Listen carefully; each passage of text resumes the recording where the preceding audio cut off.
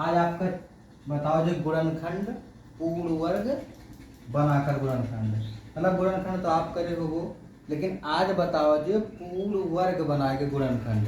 सबसे पहले हम देखो कुछ नियम लिखा देगा है। गुणनखंड दोनों देखे देगा है कि 4x²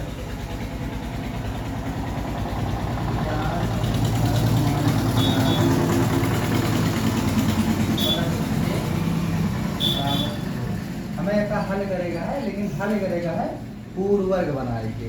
पूर्ण वर्ग बना के तैयार कर देते हमें कुछ नियम देगा है। देख पहले देगा है कि मानक रूप में लिखना। मानक रूप में लिखने मतलब ये कहता है कि सबसे पहले आप सबसे बड़ी संख्या था अवरोही क्रम में, सबसे घटते क्रम में ना, हाँ घटते क्रम में अवरोही क्रम में, तो सबसे पहले बड़ी फिर वसे छोड़ फिर वसे छोड़। तो सबसे पहले ये आएगा मानक रूप कहते हैं कि सबसे पहले सबसे बड़ी घात फिर वसे छोड़ फिर वसे छोड़।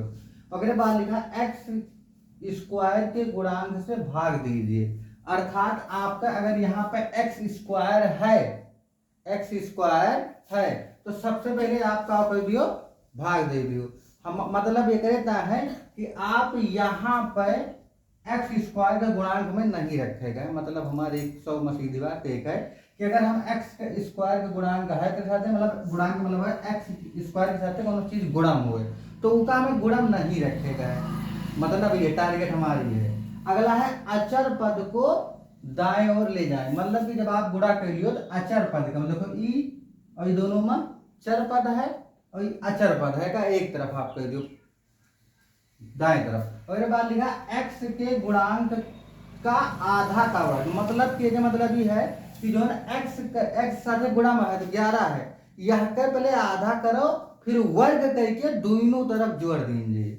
अब देखो जब लागे लागे समझ में आए। अगले है कि बाएं पक्ष को पूर्ण वर्ग बनाकर और दाएं पक्ष को हल कीजिए। मतलब कि बाएं तरफ का आप पूर्ण वर्ग बना लियो और दाहिने तरफ का जैसे है वैसे हल कर लियो। दोनों पक्षों का वर्गमूल निकाल लियो, अगले बाद हल करके x के मान निकाल लियो, आपके गुणनखंड होगी। अगर ये बात तो ना समझ में आई हुई कैसे कि ये बात जो लिखा है अगर समझ में आ जाए सभी लगाना लिए तो मतलब ये है कि अब जब लगावा जाए तो जो नहीं लिखा है क्या कोनो काम में न पड़े वैसे आपका समझ में आ जाए काव कहवा चाहता है। ठीक है ना। लेकिन आपका हम ये नियम लिखा जाए ना जब बताओगे उसके बाद जब आप नियम पढ़ोगे तो एकदम क्लियर समझ में आ जाए। ठीक है। तो आपके सामने पहले उदाहरण है 4x² - 11x + 6 = 0 है। तो यह का हमें पूर्ण वर्ग बनाकर पहला कहा था मानक रूप में लिखना। तो पहले सबसे मानक रूप में लिखे है, मानक रूप में लिखे है, लिखा है ना लिखा है लिखा है। मतलब कि ये बता रहे हैं ना कि घात सबसे बड़ी फिर उसे छोड़ फिर उसे छोड़। अगला है x² के गुणांक से भाग दीजिए। तो हमारे यहाँ पे x² का है 4 है तो जब हम 4 से भाग दे दियो, जब हम 4 से भाग दे देंगे 4x² - 4 - 11x/4 + 6/4 = 0/4। तो यही 4 से 4 कट दिए मन जो कटबे ना करे। और यह का जब हम काटब तो का हो जे 3 2 3 6 और 2 दूना 4 एक कटबो तो ये 0 हो जाए 0 हो जाए। तो यहाँ पे का बच्चा x² - 11x/4 और +/3/2 = 0। अगले बात देखो हम लास्ट में कहा था अब हल कर लेंगे वही करे हम सिर्फ x² से भाग x² के गुणांक से भाग दें। मतलब हम यही कह रहे हैं कि यहाँ हम 4 हम यहाँ भी कुछ भी नहीं रखेगा, सिंगल एक रखेगा। तो अगर सिंगल एक रखेगा है तो कहते हम का करी भाग दे दी जो यहाँ पे रहे और हम भाग देवे तो सबके साथ भाग दे कहता है कि कोनो फर्क ना पड़े। देखते हैं दोनों पक्षों में भाग देने से कोनो फर्क ना पड़े। अब कहता है अचर पद का दाएं ओर ले जाओ। मतलब कि सिर्फ अचर पद ही है उनका दाएं तरफ ले जाओ। जब दाएं तरफ एक लेके जाओ आप तो x² - 11x/4 और बराबर ही होइए -3/2 होइए -3/2। अब कहता है कि x के गुणांक का आधे का वर्ग करो। तो पहले बताओ x के गुणांक का 11/4। अगर कोनो चीज का आधा करबो तो भागे 2 करा जाते है ना। और आप जब भागे 2 करबो तो का होइए 8 हो जाए ना। नहीं तो जो गुणा हुआ था 11 बट्टा का हो जाए 8 हुई जे, अर्थात जैसे मैं 4 के आधा करेंगे तो यहाँ 1/2 करी थे, तो इसे आप अगर 11/4 में आगे 1/2 करबो तो आधा हो जाए, तब गुणा हो जाए ना, 11 के 11 4 दूनी, तो समझ में आता है आधा कितना हुए 11/8। अब आधे के का कहता है वर्ग कह दियो, तो आधा हम करें तो का होगा 11/8, और जब वर्ग करबे तो 11/8 का स्क्वायर हो जाए, और कहता है दोनों तरफ जोड़ दियो, का कहता है दोनों पक्षों में जोड़िए, तो दोनों पक्षों में जोड़ो का, तो लिखो x² माइनस 11x/4 और प्लस, अब दोनों पक्षों में जोड़े का होगा 11/8 का होल स्क्वायर बराबर -3/2 प्लस 11/8 का, समझ में आवा अतना करें का आवा x² माइनस 11x/4 प्लस 11/8 का होल स्क्वायर, और का बच्चा हाँ उधर जोड़ें तो -3/2 प्लस 11/8 का होल स्क्वायर।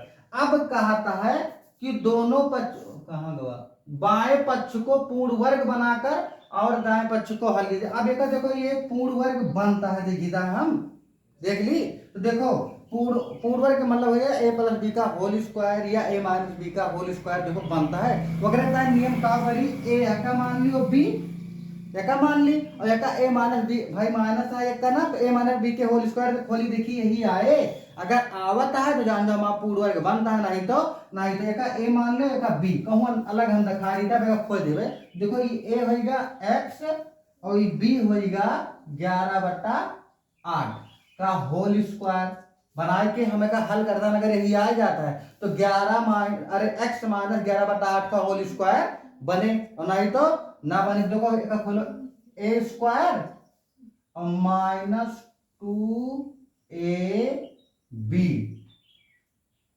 और प्लस b²।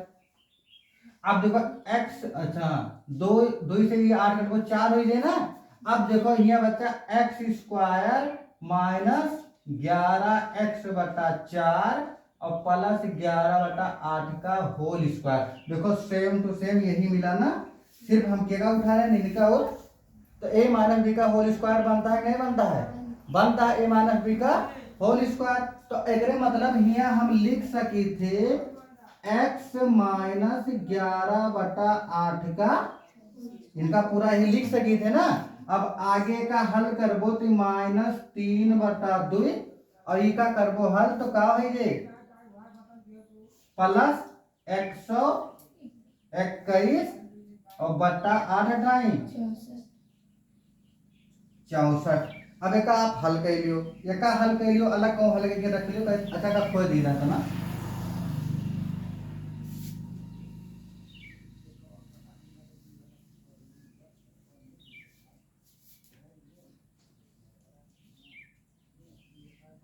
अब देखो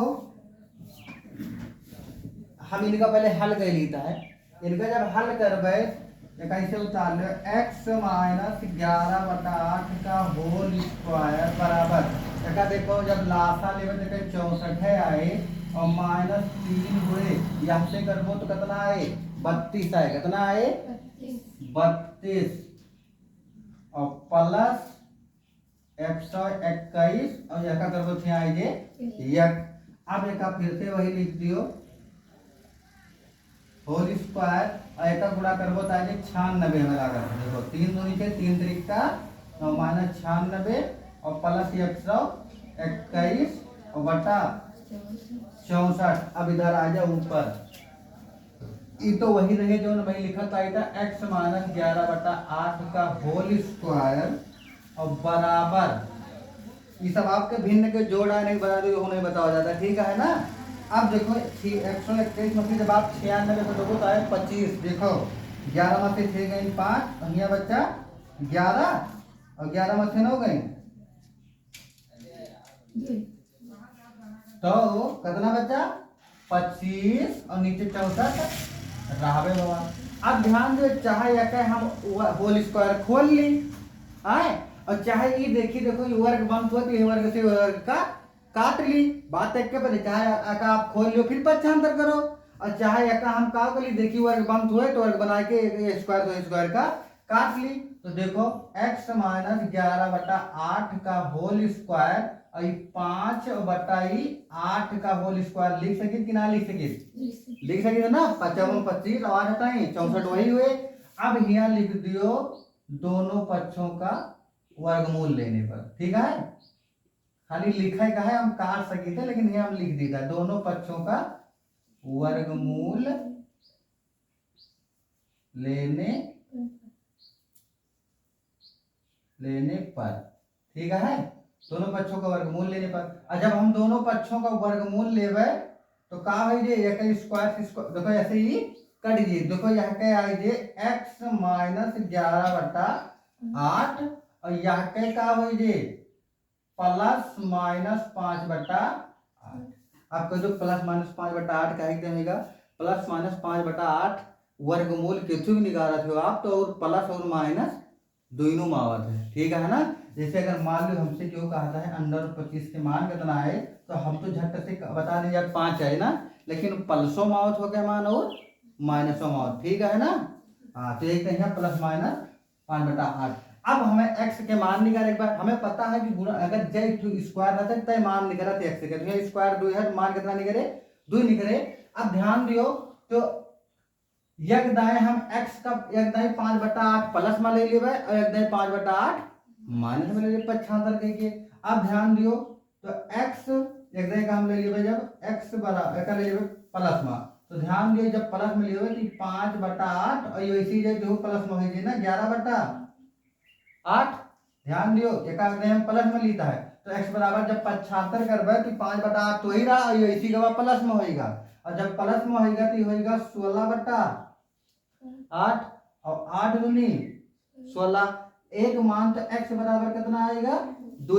अब हम दोबारा एक का लेवे माइनस में लेवे, का लेवे माइनस में, तो अब जब हम दोबारा माइनस में लेवे तो x बराबर ये तो 5/-8 लिखा है ना, और ये वैसी जे तो है जे प्लस 11/8। यहाँ देखो लेहन प्लस में तो ये वैसी गवा माइनस प्लस में। अब देखो एक देगा लेकिन माइनस में तो ये तो पक्षांतर का तब वो प्लस है। अब ये घट ये कितना आई जी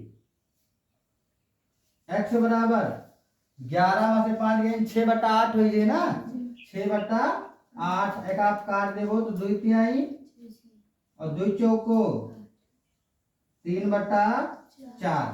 तो x आपके जो x के मान आवत रहा वो का होएगा 2, 3/4।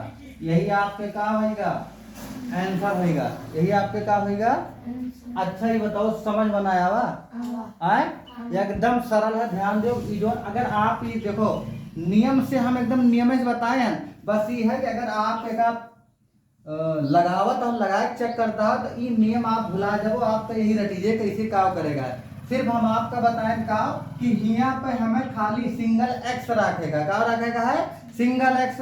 अगर सिंगल x रखेगा है यहाँ कोनो संख्या आएगा तो क्या करी वही से हम दोनों पक्षों में जब भाग दे देवे तो यहाँ से हटिए ना हटिए वही यहाँ नियम लिख दी है।